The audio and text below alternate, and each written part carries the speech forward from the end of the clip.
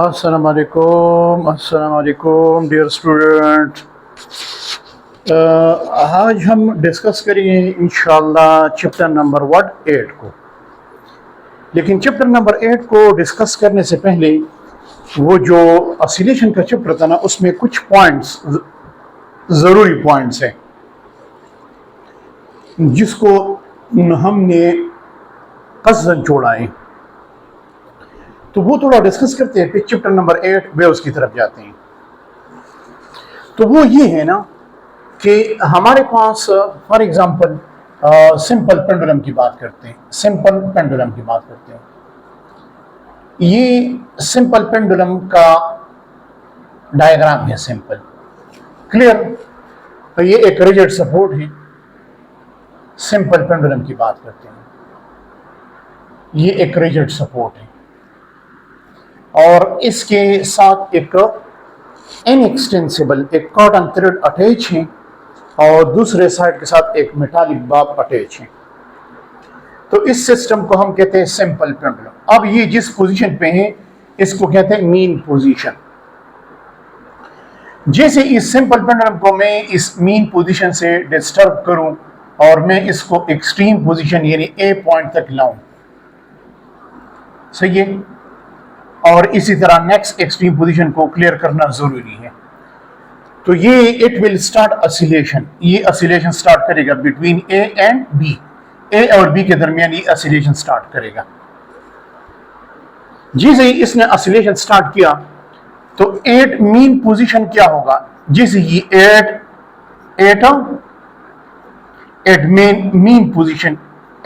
Mean position पे जैसे ये आएगा तो एट मीन पोजीशन पे इसका डिस्प्लेसमेंट क्या होगा, 0। और जब डिस्प्लेसमेंट 0 होगा तो एक्सेलरेशन भी 0 होगा। और जब एक्सेलरेशन 0 होगा तो इस ऑब्जेक्ट पे जो नेट फोर्स होगा या जो रिस्टोरिंग फोर्स होगा वो 0 होगा। इसलिए इसको हम मीन पोजीशन भी कहते हैं और इसको हम इक्विलिब्रियम पॉइंट भी कहते हैं। लेकिन इस पॉइंट पे इसकी वेलोसिटी क्या होगी, velocity of the simple pendulum या स्प्रिंग मास सिस्टम वो क्या होगी, मैक्सिमम होगी। वेलोसिटी मैक्सिमम होगी, एक्सेलरेशन 0 होगा, फोर्स 0 होगा एट मीन पोजीशन। अगर वेलोसिटी मैक्सिमम है तो काइनेटिक एनर्जी इस पॉइंट पे क्या होगी, मैक्सिमम यानी 100% होगी। तो एट मीन पोजीशन, ये तो मीन पोजीशन पे हो गया। और ये मीन पोजीशन में क्या होगा, इक्विलिब्रियम में होगा। बिल्कुल ये it is called equilibrium point. लेकिन अगर हम एट एक्सट्रीम की बात करते हैं, eight extreme point, EP extreme point, eight extreme point, तो एक्सट्रीम पॉइंट में इसका जो डिस्प्लेसमेंट होगा वो x0 के बराबर होगा यानी मैक्सिमम होगा। लेकिन इसका जो एक्सेलरेशन होगा, एक्सेलरेशन वो भी मैक्सिमम होगा और टुवर्ड द मीन पोजीशन होगा। इसकी जो पोटेंशियल एनर्जी होगी वो भी मैक्सिमम होगी और इसकी जो काइनेटिक एनर्जी होगी वो क्या होगी, वो 0 होगी, ये रेस में आ जाएगा। और इसकी जो वेलोसिटी होगी वो भी 0 होगी। इन सब पॉइंट्स को आपने याद करना है, ये बहुत जरूरी है। इस पॉइंट पे एट एक्सट्रीम पोजीशन इस पे जो फोर्स होते हैं वो फोर्स क्या होते हैं, मैक्सिमम होते हैं, मैक्सिमम होता है। लेकिन यहां पर जो टेंशन होता है, tension in the string, tension रस्सी में जो टेंशन, वो टेंशन क्या होते हैं, वो मिनिमम होता है।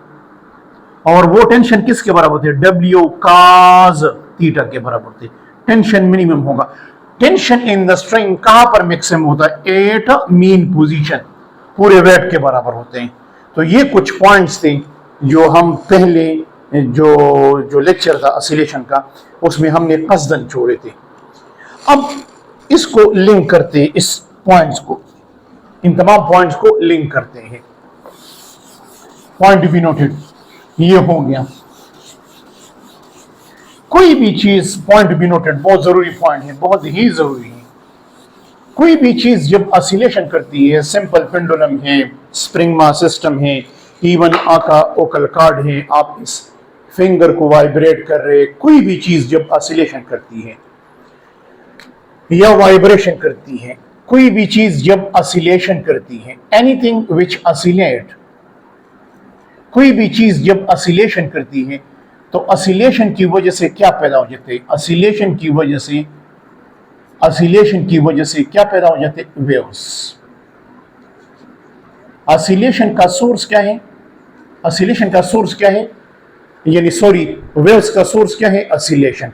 When anything may be charge particle, may be neutral particle, जब वो ऑसिलेट करेगा तो वो वेव्स पैदा करेगा। तो वेव्स का जो सोर्स है, सोर्स ऑफ वेव कौन है? Source of wave, source of waves, source of waves कौन है? Oscillating body, oscillating object, oscillating body, may be simple pendulum, may be spring mass system, even may be microparticle, electron, atom, molecule। जब भी ये source of waves oscillating body होती है, तो oscillating body की जो टाइम पीरियड है, frequency है, एनर्जी है, तो वेव्स की भी वही एनर्जी होगी, फ्रीक्वेंसी होगा, टाइम पीरियड होगा। ये ज़हन में रखिए। खरबूजा खरबूजे को देखकर रंग पकड़ता है। तो ऑसिलेटिंग बॉडी की जो प्रॉपर्टीज होती है, उसका जो टाइम पीरियड होती है, फ्रीक्वेंसी होती है, एनर्जी होती है, तो उससे जो वेव्स पैदा होंगे, वेव्स की भी वही फ्रीक्वेंसी होगी, टाइम पीरियड होगा और एनर्जी होगी। It is travel in the same medium, energy की स्पेशली बात कर रहा हूं। तो असल में वेव्स क्या है? शाबाश, what is wave? What is wave? तो अगर मैं सिंपल ब्रॉड मीनिंग में बताऊं ना, सही सेंस में बताऊं, तो वेव क्या है? ये हमारे पास क्या है? Career of energy. Carrier of what? Carrier of what? Energy.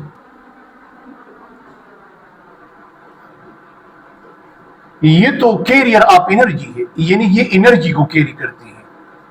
Carrier of what? Carrier of energy. अगर मैं सिंपल कहूं कि wave, what is wave? Energy, तो कोई गलत बात नहीं होगी। तो वेव हमेशा क्या करती है? Carrier of what? एनर्जी। ये वेव्स के जरिए से हम क्या करते हैं? वेव्स के जरिए से हम हमेशा क्या करते हैं? Transfer of what? Transfer of what? Transfer of what? Energy. ये हमेशा एनर्जी को ट्रांसफर करते हैं, लेकिन किस तरह? Without what? Without transfer of what? Transfer of mass. इसमें मास ट्रांसफर नहीं होता। कोलिजन आप लोगों ने पढ़ा था, कोलिजन के जरिए से भी हम एनर्जी और मोमेंटम ट्रांसफर करते हैं, लेकिन उसमें एक्चुअली मास ट्रांसफर होता है। लेकिन वेव्स में एनर्जी और मोमेंटम दोनों ट्रांसफर होते हैं, लेकिन इसमें मास, मटेरियल मीडियम एक पॉइंट से दूसरे पॉइंट में नहीं जाता।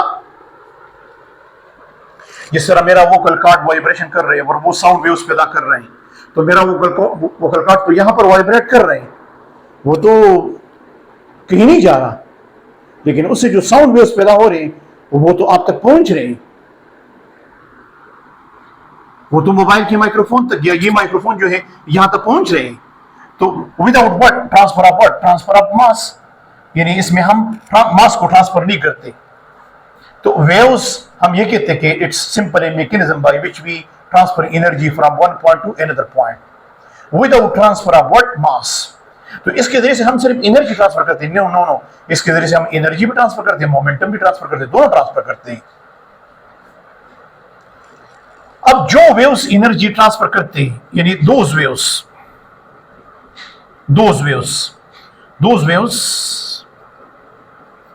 which transfer energy, which transfer what? Transfer which transfer what? Energy, energy, उसको हम कहते हैं what? ट्रेवलिंग वेव्स या प्रोग्रेसिव वेव्स। प्रोग्रेसिव वेव्स कहते हैं या ट्रेवलिंग वेव्स कहते हैं, उसको हम ट्रेवलिंग वेव्स या प्रोग्रेसिंग वेव्स कहते हैं। Those waves which transfer energy, उसको हम कहते हैं प्रोग्रेसिव वेव या ट्रेवलिंग वेव्स। और जो waves, those waves which does not does not transfer what? Does not transfer what? Transfer energy.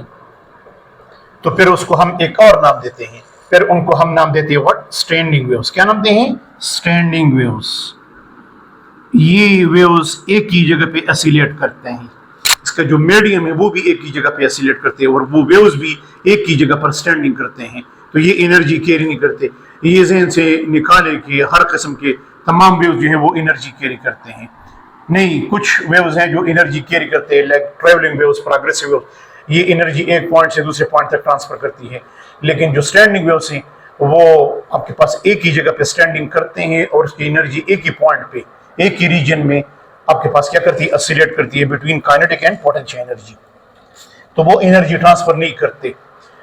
तो हम कहते हैं कि वेव्स क्या है? इसके जरिए से हम एनर्जी और मोमेंटम दोनों ट्रांसफर करते हैं। लेकिन स्टैंडिंग वेव्स एक ऐसी वेव्स है जिसको हम डिटेल में डिस्कस करेंगे, जो एनर्जी ट्रांसफर नहीं करते हैं। Point to be noted, point to be noted. ये तो हो गया, ये तो आसान पॉइंट था, बिल्कुल ही आसान पॉइंट था, कोई मसला नहीं था इसमें। अब दूसरा पॉइंट जिसको हम डिस्कस करना चाहते हैं कि यहां पर हम जो वेव्स डिस्कस कर रहे हैं, तो वो जो वेव्स हम डिस्कस कर रहे हैं इस चैप्टर नंबर 8 में, जो हम वेव्स डिस्कस कर रहे हैं वो कौन से wave? Mechanical waves. Mechanical waves को हम यहां पर ब्रॉडली डिस्कस करेंगे। तो मैकेनिकल वेव्स वो होते हैं जिसके लिए क्या होते हैं? रिक्वायर्ड मीडियम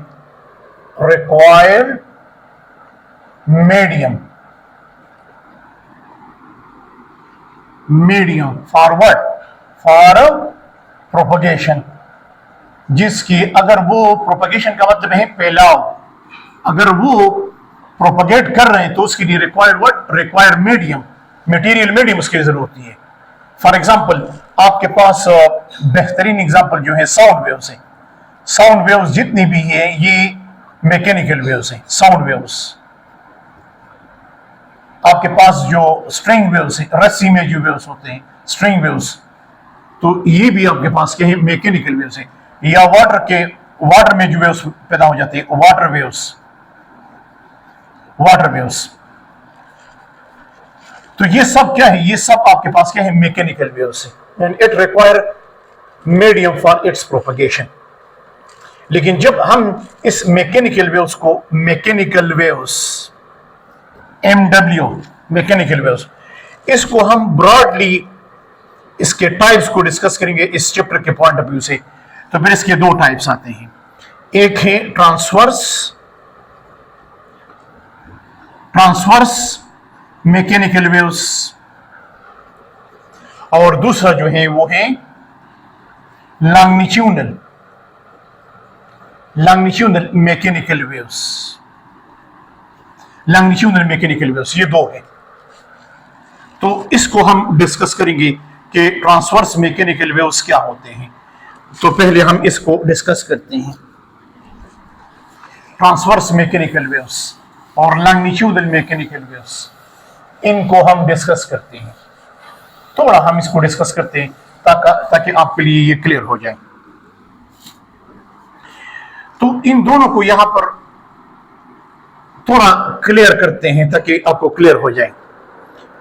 तो ट्रांसवर्स मैकेनिकल वेव्स और यहां पर हम डिस्कस करेंगे लॉन्गिट्यूडनल मैकेनिकल वेव्स। तो ट्रांसवर्स मैकेनिकल वेव्स वो होते हैं, point to be noted, point number 1, इसमें vibration of medium, vibration of what? Of medium, जो मीडियम होते हैं वो वाइब्रेट करते हैं। Vibration of what? Medium what? Perpendicular to what? Perpendicular to propagation of what? Propagation of waves. क्या मतलब? मतलब ये है कि फॉर एग्जांपल एक एग्जांपल लेते हैं, आपके पास रस्सी लेते हैं, स्ट्रिंग वेव्स, ये एक रिजिड सपोर्ट है, इसके साथ एक रस्सी अटैच है। तो यहां पर जो रस्सी के मॉलिक्यूल है वो तो वाइब्रेट करते हैं इस तरह, up and down, up and down, या नॉर्थ साउथ, साउथ नॉर्थ। तो यहां पर जो मीडियम है, इसके रस्सी की जो मॉलिक्यूल है वो तो अप एंड डाउन मोशन करते हैं, लेकिन वेव्स तो इस तरफ जा रही, वेव्स तो इस तरफ जा रही, wave propagate in this direction. तो मॉलिक्यूल किस तरह वाइब्रेट करते हैं, अप एंड डाउन। वेव्स किस तरफ जा रही, वो फॉरवर्ड एंड बैकवर्ड जा रही। तो मैं यहां पर यह भी लिख सकता हूं कि यहां पर मीडियम रस्सी की मॉलिक्यूल किस तरह वाइब्रेट करते हैं, मीडियम, मीडियम यहां पर वाइब्रेट कर रहे हैं किस तरह, रस्सी की बात कर रहा हूं, रस्सी की मॉलिक्यूल की बात कर रहा हूं। मीडियम यहां पर वाइब्रेट कर रहे हैं किस तरह, north to south and south to what, north, इस तरह वाइब्रेट कर रहे हैं। लेकिन वेव्स प्रोपगेट किस तरह कर रहे हैं, वेव्स की जो प्रोपगेशन है, वो प्रोपगेशन जो है वो किस तरह है, east to west and west to what, east, east to west and what, west to east, इस तरह के पास ये प्रोपगेट कर रहे हैं। तो हम ये कहते हैं कि ट्रांसवर्स मैकेनिकल वेव्स वो होते हैं जिसमें particle of the medium vibrate perpendicular toward the propagation of waves. और ये हमेशा किस चीज पे होते हैं, इसमें हमेशा हम क्रस्ट की बात करते हैं, क्रस्ट और ट्रफ की बात करते हैं, इसमें हम हमेशा क्रस्ट और ट्रफ की बात करते हैं। क्रस्ट इस ऊपर वाले रीजन को कहते हैं और ट्रफ इस नीचे वाले हिस्से को कहते हैं। इट्स व्हाट, ये वेव का वो हिस्सा है जो मीन पोजीशन से ऊपर होते हैं, और ट्रफ वेव का वो हिस्सा है जो मीन पोजीशन से नीचे होता है। इसको लोब भी कहते हैं, क्रस्ट और ट्रफ की बात करते हैं इसमें। और ये जब हम इसकी बात करते हैं तो इसमें आपके पास क्या है, जो मीडियम है, मीडियम, मीडियम जो है ना वो vibrate parallel to what, propagation of wave.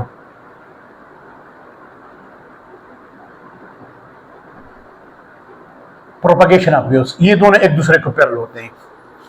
बेहतरीन एग्जांपल इसका जो है वो साउंड वेव्स है, साउंड वेव्स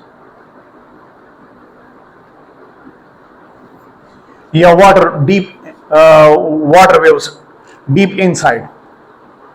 तो वाटर के अंदर जो वेव्स पैदा हो जाते हैं वो ज्यादातर लॉन्गिट्यूडनल वेव्स होते हैं।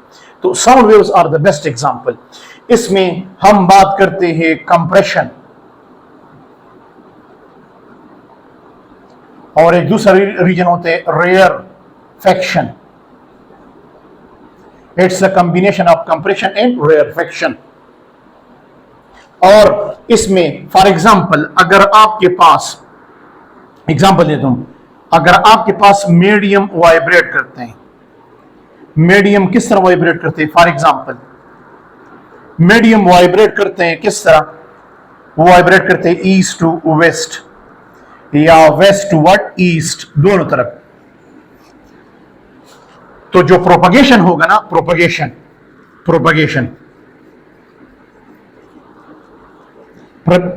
जो होगा वो east to west and what, west to what, east होगा। तो जिस डायरेक्शन में मीडियम वाइब्रेट करते हैं उसी डायरेक्शन में वेव्स प्रोपगेट भी करते हैं।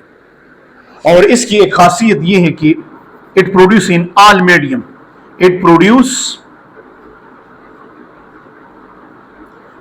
In all medium, liquid, gases, solids, तमाम में इट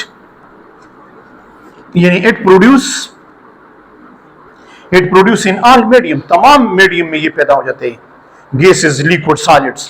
लेकिन अगर हम ट्रांसवर्स मैकेनिकल वेव्स की बात करते हैं, तो ट्रांसवर्स मैकेनिकल वेव्स, जो ट्रांसवर्स मैकेनिकल वेव्स ये आपके पास क्या है, only produce what, produce in what, in solids. इनके लिए जो कंडीशन है ना, तो अगर उस मीडियम की इलास्टिसिटी और उसकी जो डेंसिटी है हाई है, it can only produce in high elastic and high dense medium, and this condition only fulfil in a solids. Solid में ये कंडीशन सेटिस्फाइड होता है। क्या ये वाटर में पैदा हो जाते हैं? यस, वाटर और गैसेस में पैदा हो जाते हैं, लेकिन बहुत शॉर्ट टाइम के लिए, like the waves on the surface of water, वो बहुत कम होते हैं और शॉर्ट टाइम के लिए होते हैं। तो wave produce on the surface of water, yes it is transverse mechanical waves, but it's portion is very small, ये बहुत कम होता है और शॉर्ट टाइम के लिए होते हैं, मकदार भी कम होते हैं और शॉर्ट टाइम के लिए भी होता है। और ट्रांसवर्स मैकेनिकल वेव या जितनी भी वेव्स है, it can be polarise, it can be, बहुत जरूरी पॉइंट है, इट कैन बी पोलराइज। इनको आप पोलराइज कर सकते। Polarise means you can reduce its intensity, you can control its intensity. जितने सिग्नल आपको चाहिए इसके लिए एक पोलराइजर यूज करो, पोलराइजर मटेरियल यूज करो, you can control its intensity. और ये जो लॉन्गिट्यूडनल वेव्स हैं, इट कांट बी पोलराइज, इट can't be what? Can't be polarized. इनको हम पोलराइज नहीं कर सकते, मतलब we can't control its intensity. हम कोई मटेरियल यूज नहीं कर सकते, कोई पोलराइजर यूज नहीं कर सकते कि इसकी इंटेंसिटी को हम कंट्रोल करें। क्लियर? तो इन दोनों में जो मेन फर्क ये है कि लॉन्गिट्यूडनल वेव्स पोलराइज नहीं हो सकते और transverse waves can be polarise. This is the main difference between what. और भी डिफरेंस है, लेकिन कभी कभार एमसीक्यूज आ जाते हैं कि वो कौन सा टेक्निक है जिसके जरिए से हम मालूम कर सकते हैं कि ये ट्रांसवर्स वेव्स है। हम तो वेव्स को देख नहीं सकते, आप साउंड वेव्स को देख सकते हैं या ट्रांसवर्स वेव्स को आप देख सकते हैं? नो। तो किस तरह आप पहचानोगे कि ये ट्रांसवर्स वेव्स है या मैकेनिकल ट्रांसवर्स वेव्स है या longitudinal waves? On the basis of what? Polarisation.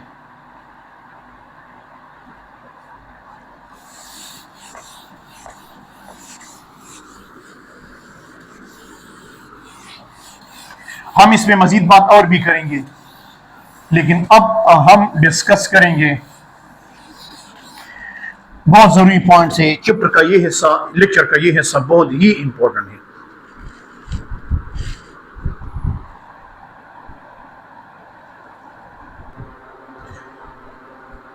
तो अब हम बात करते हैं जो वेव्स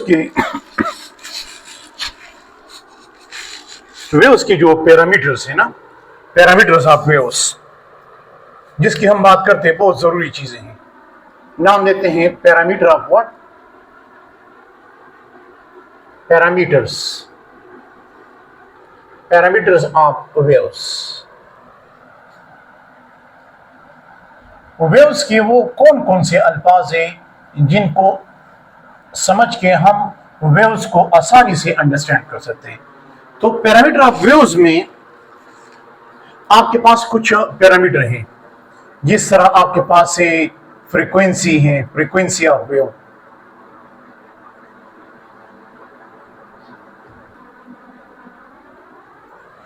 आपके पास है that is the second time period है,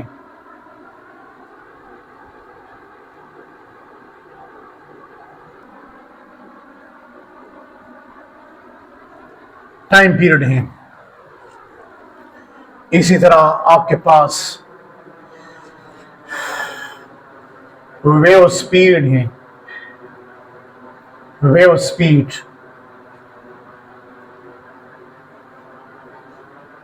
वेव स्पीड ये भी आपके पास है।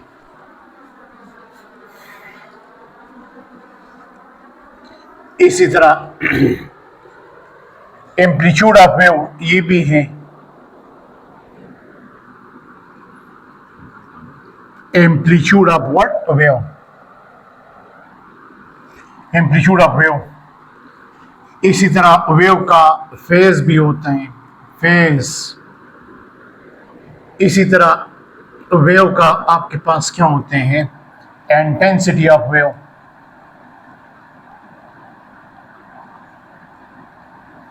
इंटेंसिटी ऑफ वेव, इस पे भी इंटेंसिटी ऑफ वेव, इस पे भी हम बात करेंगे, रिप्रेजेंटेड बाय व्हाट, आई। तो भाई फ्रीक्वेंसी तो हम पहले पढ़ चुके हैं कि फ्रीक्वेंसी किसे कहते हैं। पहले नंबर फ्रीक्वेंसी तो हमारे पास क्या है, that is a number of waves, number of waves passes through a point पर unit time. Number of waves in divide by what, passes through a point पर यूनिट टाइम। यानी एक पॉइंट से कितने वेव्स पास हो जाते हैं पर यूनिट टाइम, या number of signal per unit time is called what, waves, frequency. तो आप यहां से फ्रीक्वेंसी मालूम कर सकते हैं, frequency is equal to N number of waves divide by what, given time. Frequency का वही यूनिट होगा हर्ट्ज।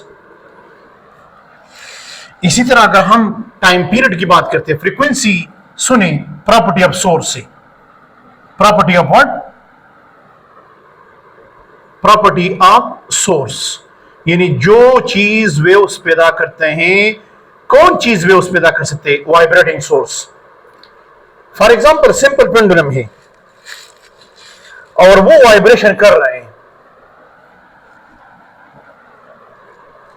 सिंपल पेंडुलम है, वो वाइब्रेशन कर रहे हैं और उस सिंपल पेंडुलम की फ्रीक्वेंसी है 20 हर्ट्ज। तो उससे जो वेव्स पैदा होंगी उनकी फ्रीक्वेंसी भी 20 हर्ट्ज होंगी। अगर वो वेव्स एयर में ट्रेवल कर रहे हैं, फिर एयर से वाटर में चले गए, फिर वाटर से ग्लास में चले गए, फ्रीक्वेंसी वही होगी। Frequency is what, property of source. Source का मतलब ये है कि जो वाइब्रेटिंग सोर्स है, waves always produce by what, vibrating source. तो वाइब्रेटिंग सोर्स की जो फ्रीक्वेंसी होगी, वेव्स की भी वही फ्रीक्वेंसी होगी। और ये जो फ्रीक्वेंसी है ये प्रॉपर्टी ऑफ सोर्स है और independent of what, independent of what, independent of what, medium, medium, independent of what, of medium and what, and wave speed. Wave के स्पीड पे ये डिपेंड नहीं करता, वेव के स्पीड पे ये डिपेंड नहीं करता, सिर्फ ये डिपेंड करते हैं वाइब्रेटिंग सोर्स के, वाइब्रेटिंग सोर्स की फ्रीक्वेंसी पे डिपेंड करते हैं। और independent of what, medium and wave speed. Speed का इसके साथ कोई रिलेशन नहीं है। जो दूसरा पॉइंट है वो है time period, time period which is the given time divided by what, number of waves. It is a time period of what, of the wave. It is also the property of what, property of source, property of source, vibrating source। और ये सिर्फ property क्या है, property of, property of source, vibrating source की property है। And this time period is also independent of what, time period is also independent of what, medium and wave speed। हाँ, frequency, और हमने तो पढ़ा है कि फ्रीक्वेंसी और टाइम पीरियड जो है, फ्रीक्वेंसी और टाइम पीरियड जो है उनके दरमियान तो ये रिलेशन है, T is equal to 1/f। ये रिलेशन जो है इसे तो हम इनकार नहीं कर रहे, उसमें तो कोई शक नहीं है, फ्रीक्वेंसी और टाइम पीरियड के दरमियान ये रिलेशन है। लेकिन फ्रीक्वेंसी और टाइम पीरियड दोनों जो है वो वाइब्रेटिंग सोर्स की प्रॉपर्टी है, जो वेव्स पैदा करता है। वेव्स कौन पैदा करते हैं, वाइब्रेटिंग सोर्स।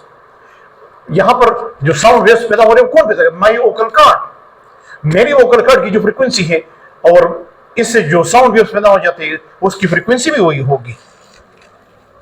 अब अगर ये वेव्स आप तक पहुंचते हैं, आपके कान में घुसते हैं, किसी गद्दे के कान में घुसते हैं, या वाटर में चले जाते हैं, या ग्लास में, डोंट, इसकी फ्रीक्वेंसी चेंज नहीं होगी, इसकी फ्रीक्वेंसी वही होगी। हाँ, इसका स्पीड चेंज हो सकता है, इसका वेवलेंथ चेंज हो जाते हैं। लेकिन इन चीजों को समझने की कोशिश करें। These are the basic points, these are the basic points. Frequency हो गया, टाइम पीरियड हो गया, वेव स्पीड बड़ा ही इंपॉर्टेंट पॉइंट है। वेव स्पीड, स्पीड का तो वही डिफिनीशन होगा, वेव स्पीड। वेव स्पीड का मतलब यह है कि ये वेव्स पर सेकंड कितनी दूर जाते हैं। फ्रीक्वेंसी का मतलब यह है कि ये एक सेकंड में कितनी सिग्नल पास करते हैं, कितना ऑसिलेशन करता है। और वेव स्पीड का मतलब यह है कि ये वेव्स एक पॉइंट से दूसरे पॉइंट तक जाने में कितना डिस्टेंस कवर करते हैं। तो वेव स्पीड क्या है? दैट इज व्हाट डिस्टेंस पर unit time, distance per unit time, distance covered by waves per unit time, it is called what? Wave speed. तो अगर वेव स्पीड को मैं रिप्रेजेंट करूं v से और डिस्टेंस की जगह मैं लिखूं, चलो यहां पर डिस्टेंस की जगह मैं लिखूं, that is what? Wavelength. Wavelength divide by what? Time, time period. It is what? Wavelength. Wavelength का मतलब क्या है? Length of the wave.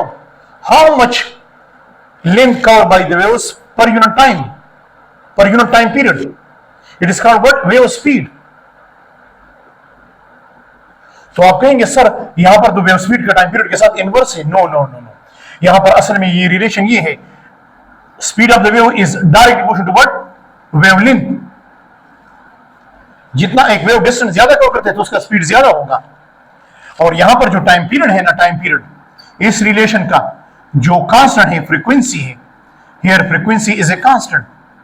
1/t किसके बराबर है? f के बराबर है। तो फिर ये रिलेशन इसके बराबर है, v is equal to f lambda.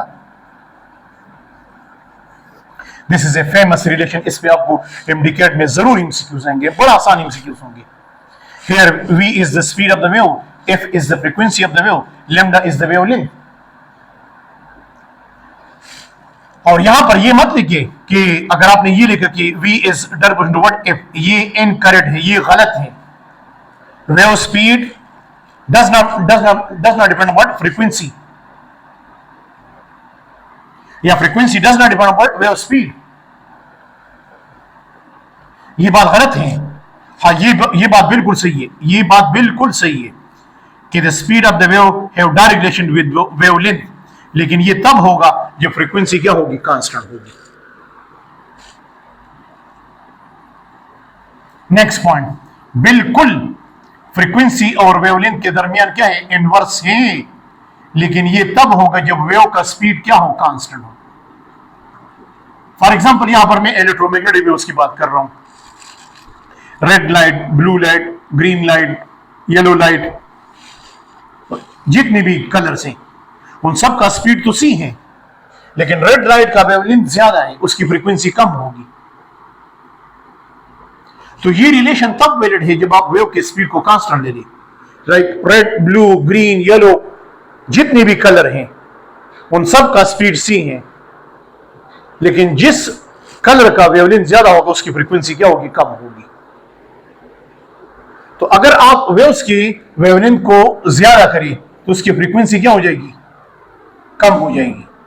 उसकी फ्रीक्वेंसी क्या हो जाएगी? कम हो जाएगी। तो this is a famous relation. और जब हम वेव स्पीड की बात करते हैं तो वेव स्पीड किस चीज पे डिपेंड करती है? डिपेंड्स। डिपेंड्स। पॉइंट नंबर 1, बिल्कुल wave speed depend upon what? The wavelength, keeping the frequency constant. और दूसरा, किसी वेव का जो स्पीड है वो डिपेंड करते हैं मीडियम पे।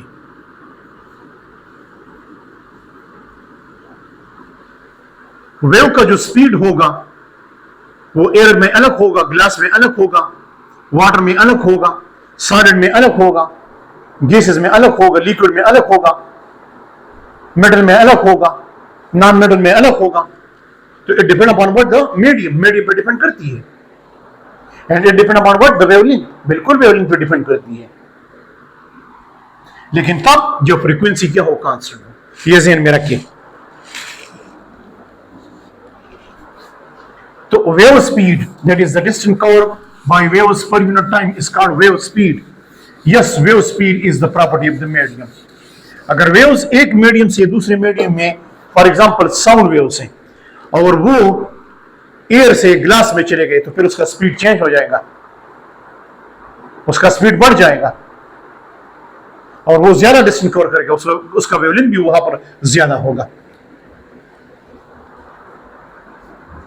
तो दूसरी चीज की बात करते हैं, वो हो गया, एक और चीज है वेव स्पीड हो गया, और वो है व्हाट, इंटेंसिटी ऑफ वेव। तरतीब को मेरे खैर है, इंटेंसिटी ऑफ वेव्स, ये पॉइंट जरूरी है तो इसको मैंने आगे किया। Intensity of wave, intensity of wave को हम रिप्रेजेंट करते हैं आई से, and it is what, energy transmitted पर unit area per unit time. Energy को जब हम टाइम पे डिवाइड करते हैं तो उसको हम कहते हैं power, that is average power per unit area. Here A is the area, इसलिए इसका यूनिट जो है वो है watt metre inverse. It is the system international unit of intensity. तो बिल्कुल इंटेंसिटी का पावर के साथ क्या है, एवरेज पावर के साथ क्या है, डायरेक्ट रिलेशन है, एरिया के साथ क्या है, इनवर्स है। तो इंटेंसिटी क्या है कि फॉर एग्जांपल ये आपके पास एक सरफेस एरिया है कि इस सरफेस एरिया से पर यूनिट टाइम कितने सिग्नल पास हो रहे हैं। इंटेंसिटी शिद्दत को, नंबर ऑफ सिग्नल को रिप्रेजेंट करती है, how much signal passes per unit time if you put this area perpendicular to the signals, कि इस एरिया से कितने सिग्नल पास हो रहे पर यूनिट टाइम। ये सिग्नल क्या है, ये एनर्जी है। All the signal are what, carrier of energy. How much energy passes per unit area per unit time is called what, intensity of the wave. तो point be noted, बिल्कुल intensity का unit है watt per metre square. इस intensity का wave के amplitude के साथ क्या है, amplitude x nought. X not is the amplitude of the wave, उसके साथ डायरेक्ट रिलेशन है, स्क्वायर में रिलेशन है। जितना एम्पलीट्यूड को अगर हम डबल करें तो इंटेंसिटी 4 टाइम हो जाएगी। और बिल्कुल इंटेंसिटी का वेव के एनर्जी के साथ क्या है, डायरेक्ट रिलेशन है। लेकिन इंटेंसिटी का डिस्टेंस के साथ क्या है, ये रिलेशन है, R square. Here R, for example, it is the source of wave. ये एक पॉइंट सोर्स है। तो और इससे सिग्नल पैदा हो रहे हैं, सिग्नल पैदा हो रहे हैं, वेव्स पैदा हो रही है। तो अगर आप सोर्स के करीब हैं तो फिर सिग्नल की इंटेंसिटी यहां पर ज्यादा, वो तो सिंपल बात है। अगर आप बल्ब के करीब हैं तो रोशनी ज्यादा आएगी, उसकी इंटेंसिटी ज्यादा होगी। अगर आप बल्ब से दूर चले गए तो जाहिर बात है फिर उसकी इंटेंसिटी कम हो जाती है। लेकिन अगर आप डिस्टेंस को यहां पर डबल करें तो फिर इंटेंसिटी 1/4 हो जाएगी। स्क्वायर में रिलेशन है, स्क्वायर में रिलेशन है। फिर अगर हम एम्पलीट्यूड और डिस्टेंस की बात करते हैं तो amplitude x not is inversible to what, R. It is a relationship, X not is the amplitude of the wave, R is the distance of the waves from the source. फिर ये relation है।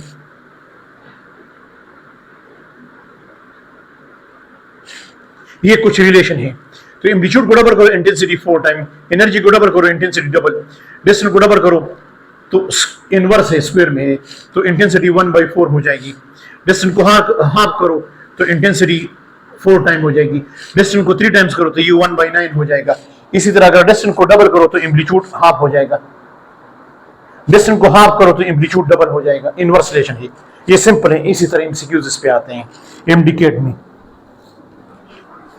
ये तो आसान MCQs हैं। Try to understand this point.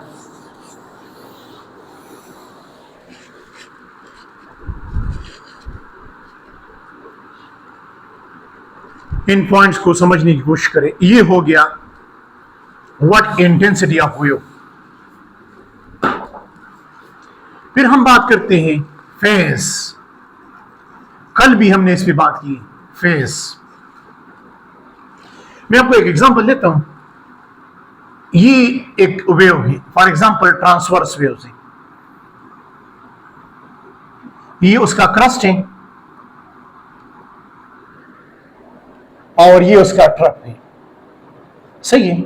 यहां पर मैं एक पॉइंट को डिस्कस करना चाहता हूं। For example this is point A, this is point B and this is point C. तो मैं कहता हूं कि पॉइंट ए का फेज क्या है, what is the phase of point A. तो पॉइंट ए का जो फेज है वो 0 डिग्री है, पॉइंट बी का जो फेज है वो π/2 है या 90 डिग्री है, और पॉइंट सी का जो फेज है वो 180 है या पाई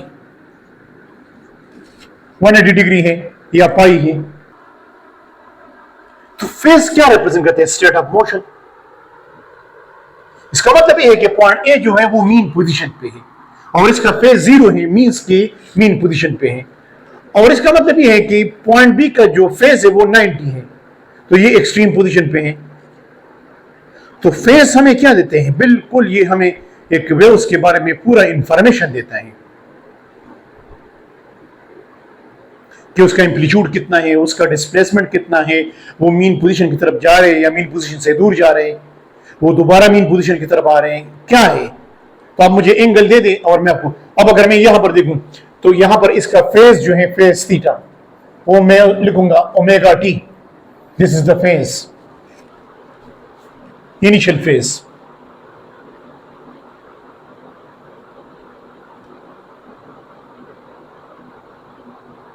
अब फॉर एग्जांपल इसके साथ मैं एक दूसरा सिग्नल कंपेयर करूंगा, इसके साथ मैं एक दूसरा सिग्नल कंपेयर करूंगा, ये वाला सिग्नल। तो क्या इन दोनों सिग्नल का, ये वाला सिग्नल और ये वाला सिग्नल, इन दोनों का फेज सेम है? नो। इसने स्टार्ट लिया है एक्सट्रीम से, उसने स्टार्ट लिया है मीन पोजीशन से, तो इन दोनों के दरमियान क्या है, फेज डिफरेंस है। कितना है, 90 है। ये सिग्नल लीडिंग कर रहे हैं और ये क्या है, लैगिंग कर रहे हैं। इसी तरह अगर इसके साथ मैं एक दूसरा थर्ड सिग्नल सब कंपेयर करूं, ये वाला सिग्नल, ये सिग्नल नंबर 1, सिग्नल नंबर 2 और ये सिग्नल नंबर 3 हो गया। अगर 1 और 3 को मैं कंपेयर करूं तो क्या ये दोनों सेम फेज में? नो। मीन पोजीशन से तो दोनों स्टार्ट ले, लेकिन एक ऊपर जा रहा है दूसरा नीचे जा रहे हैं, डायरेक्शन सेम नहीं है। तो ये सिग्नल नंबर 3 और सिग्नल नंबर 1 ये आउट ऑफ फेज है बाय 180। हम लिख सकते हैं कि ये लीडिंग कर रहे हैं और ये लैगिंग कर रहे हैं। तो सेम फेज का मतलब ये कि दोनों सिग्नल ने एक ही पॉइंट से स्टार्ट किया है, एक ही पॉइंट में एक्सट्रीम, एक पॉइंट पे एक ही टाइम में मीन पोजीशन पे आ गए। सेम फेज का मतलब ये नहीं कि दोनों की फ्रीक्वेंसी सेम होगी, नहीं।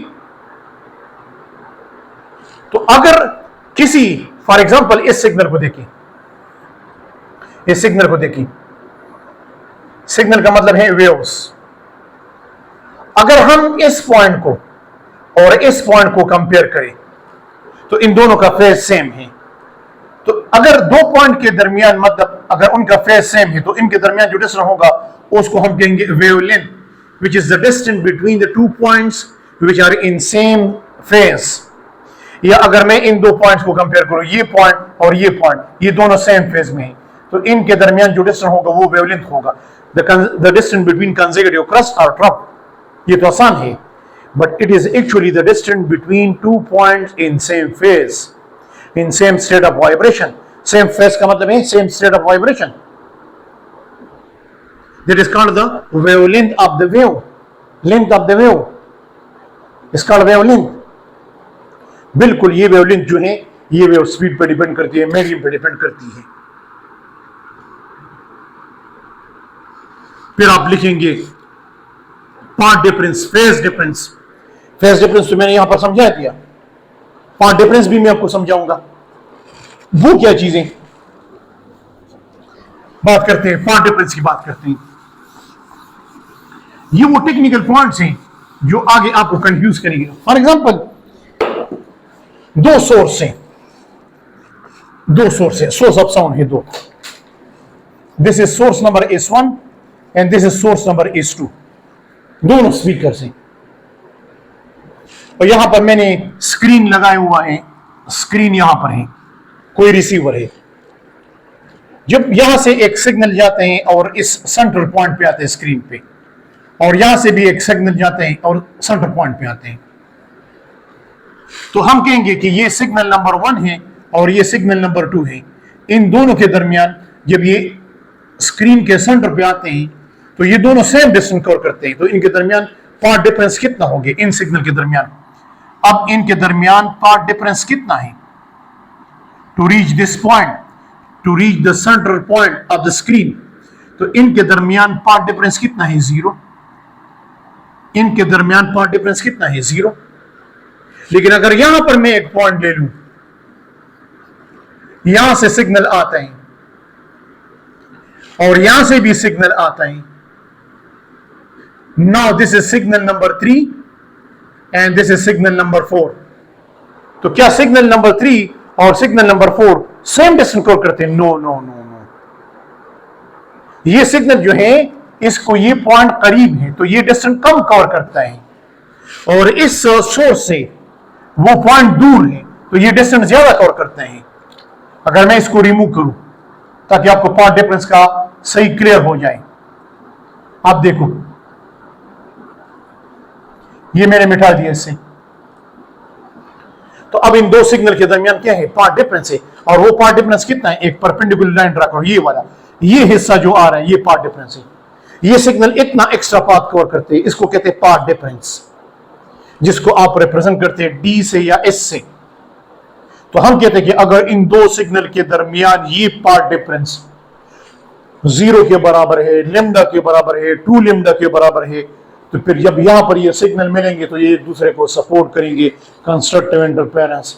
अगर इनके दरमियान ये पाथ डिफरेंस ये D lambda by 2, 3 lambda by 2, 5 lambda by 2 के बराबर है, तो फिर ये एक दूसरे को सपोर्ट नहीं करेंगे, कैंसिल करेंगे, they will cancel the effect of each other.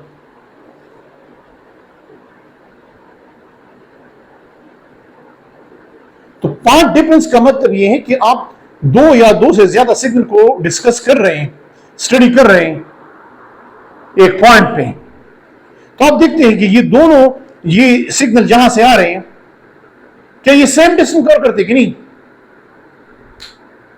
तो आपको पता चल जाएगा, आप देखेंगे इधर देखो आपको डायरेक्ट भी पता चल जाता है। This is the meaning of phase difference and path difference. Phase difference इससे पहले मैंने समझा, पाथ डिफरेंस का मतलब ये है। ये कुछ टर्मिनोलॉजी है जो आगे आपके इंशाल्लाह आपके काम आएगा।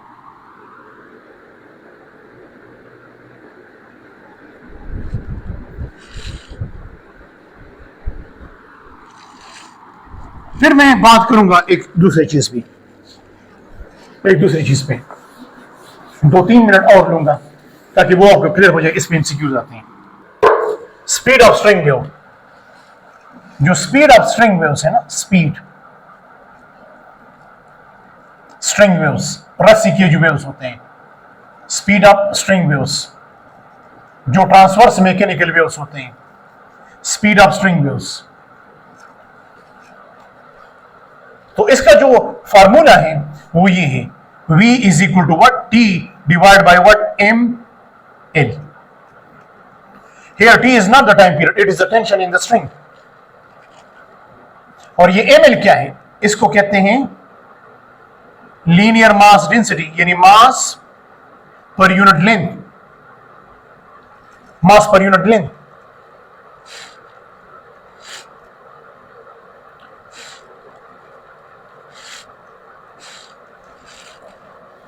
तो here T is the tension, T is the tension in string, ये टेंशन है।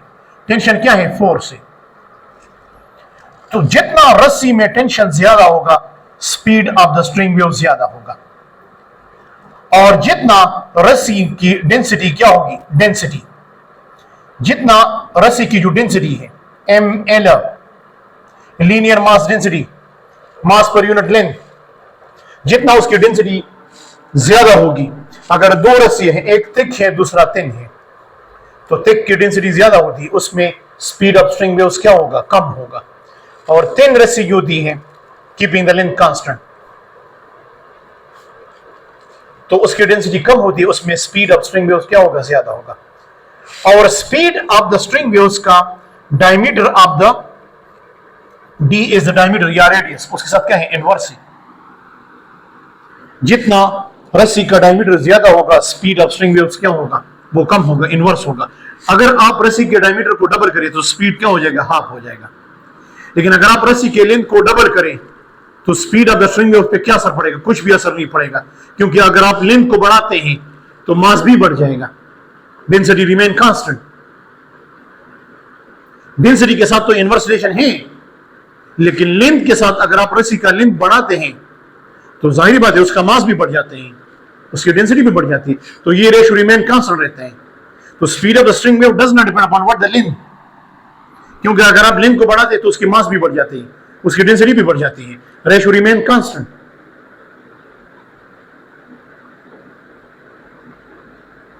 अगर आप उसके मास को कांस्टेंट रखते हैं, सही है, मास को कांस्टेंट रखते हैं, कीपिंग द मास कांस्टेंट। इस तरह होती है ना कि मतलब एक छोटी रस्सी होती है, एक बड़ी रस्सी होती है, दोनों के मास को चेक करते हैं, दोनों का मास सेम आते हैं, दोनों डिफरेंट मटेरियल से बने होते हैं। D is the diameter.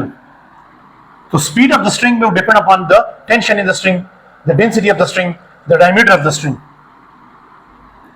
and it is independent of what frequency. ये frequency पे डिपेंड नहीं करती।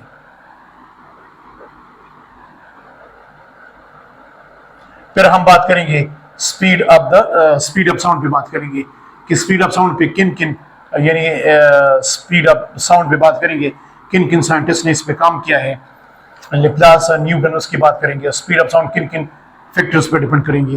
फिर इंशाल्लाह हम डिस्कस करेंगे सुपरपोजिशन ऑफ वेव्स को डिस्कस करेंगे, standing waves, open organ pipe, close organ pipe, Doppler effect, उसको डिस्कस करेंगे इंशाल्लाह। तो ये चैप्टर खत्म हो जाएगा। Thank you so much.